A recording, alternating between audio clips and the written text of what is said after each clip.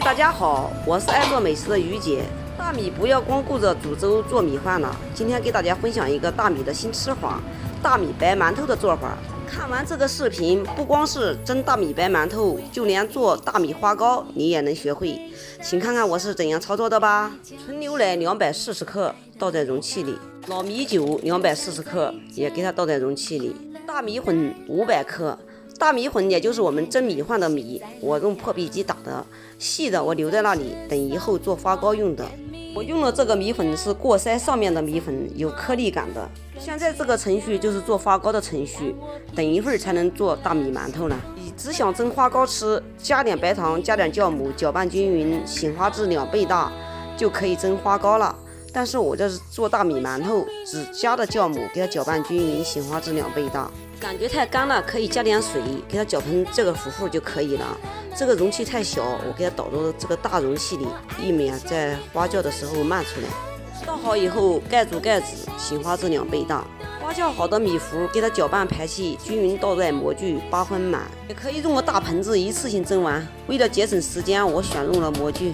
全部都倒完以后，给它震一震，表面震得平整一点。水开上锅蒸30分钟。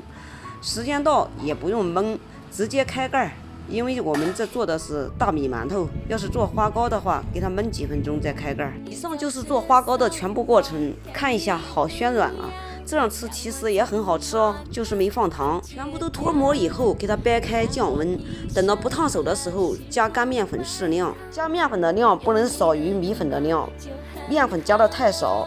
因为米粉没有筋性，做出来的馒头没有嚼劲儿。这个面糊是我用老米酒泡的老面，老面也就是上次蒸馒头的时候留了一块生面，给它泡开，这就叫老面。盆子有点小了，不好操作，我给它放在案板上，给它揉搓均匀，揉搓一个软硬适中的面团，放在盆子里，盖上保鲜膜，醒花至2倍大。现在面已经醒花好了，看一下里面满是蜂窝状，能看得见吗？现在来加碱，加碱的比例就是1斤和好的湿面团加1克的碱面，按此推算。面假如要是花的太酸太过了，适当的可以多加一点。碱面用少量的开水给它化开，等到不热的时候搅一点点的稠面糊，然后均匀的揉搓在面里面就可以了。碱面必须要揉搓均匀哦，这一步可不能偷懒。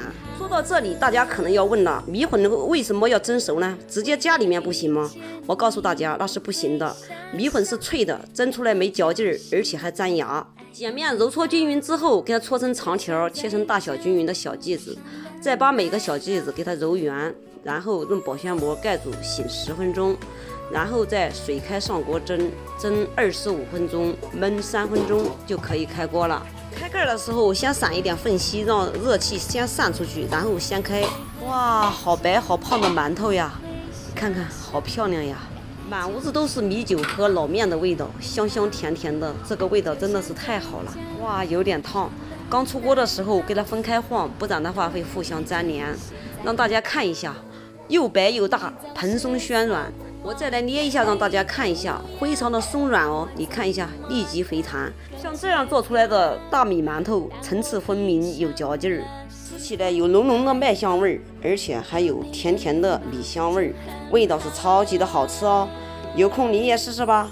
好了，今天的视频就给大家分享到这里吧。我是于姐，如果你喜欢我的视频，请不要忘记关注我哟。感谢您的观看，我们下期再见啦。